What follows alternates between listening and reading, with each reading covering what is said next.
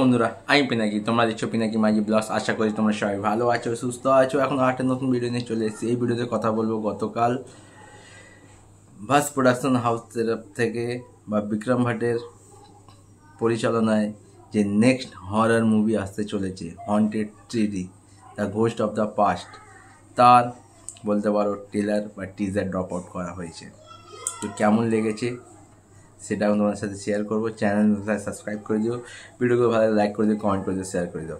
Haunted 3D ghost of the past, যেটা আমাদের November মাসে আসছে, মেবি দিওয়ালির সময়। এর ফার্স্ট পার্ট এসেছিলো 2011 সালে। সেখানে কাজটা আমরা কাকে দেখতে পেয়েছিলাম? মহাগুরু মিঠুনদার ছেলে মার্কসে বা মিমোকে, এবং একটা ছিল টিয়া বাজপেয়ী। সেই সিনেমাটা কিন্তু বক্স অফিসে দারুণ সাফল্য অর্জন করেছিল, বলতে পারো সুপারহিট হয়েছিল। কারণ হন্টেডের ফার্স্ট পার্টের বাজেট ছিল 13 কোটির মতো, আর world wide box office collection করেছিল প্রায় 30 কোটির উপরে, মানে বাজেটের দ্বিগুণ। তো বুঝতে পারছো সেই সিনেমাটা সুপারহিট হয়েছিল। আর তার একটা গান ছিল, তু হ্যাঁ মেরা প্যার তু হি হ্যাঁ करार তুঝসে বানায়া মেরি আঁখোं ने, মানে এই গানটা ভাই তখনকার বলতে পারো চার্টবাস্টার হয়েছিল। আর হরর মুভির জনরায় হন্টেড ছিল প্রথম 3D ভার্সন। মানে হরর মুভি তো প্রচুর এসছে ইন্ডিয়ান সিনেমাতে, কিন্তু হন্টেড প্রথম মুভি ছিল যেটা 3D ভার্সনে এসছে। তো সেই মুভির সেকেন্ড পার্ট। এখানে আমরা মিমোকেই দেখতে পাচ্ছি। অবশ্যই 14 বছর আগে মিমোর যে লুক ছিল, যেরকম ফিজিক্স ছিল, এখন তো সেটা পরিবর্তন হয়েছে। তো তাকে দেখতে পাচ্ছি। আর আমরা নায়িকা হিসাবে এখানে তৃপ্তি ডিমরিকে দেখতে পাচ্ছি। দেখো, হরর সিনেমার সব থেকে প্রধান গুরুত্ব হচ্ছে বিজিএম।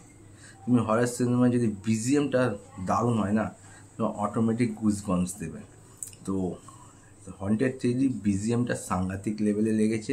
আর ভিজুয়ালটা বেশ ভালো লেগেছে। দেখো, কন্টিনিউ বিজিএমটা চলছে। এখানে আমরা দেখতে পাচ্ছি মিমো সে তার অতীতে যেখানে থাকতো সেইখানে এসছে, তার সাথে তার বন্ধু এসছে, আর মেবি বন্ধুর ওয়াইফ হবে।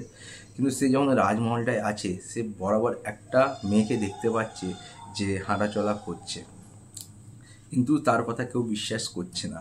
আর শেষে একটা মেবি ওটা হচ্ছে ভূত না কি বুঝতে পারলাম না, দেখালো। ওটা থেকে ভাই ভয় লাগেনি।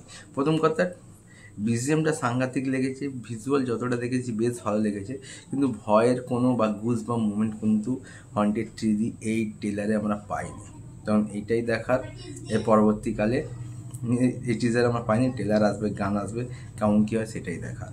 তো কারা কারা দেখেছো হন্টেড 3D ফার্স্ট পার্ট আর haunted 3D ghost of the past, এই যে সেকেন্ড পার্ট যেটা আসছে, এইটা টিজার দেখে তোমাদের কি বক্তব্য আমার কমেন্ট করে জানাতে পারো।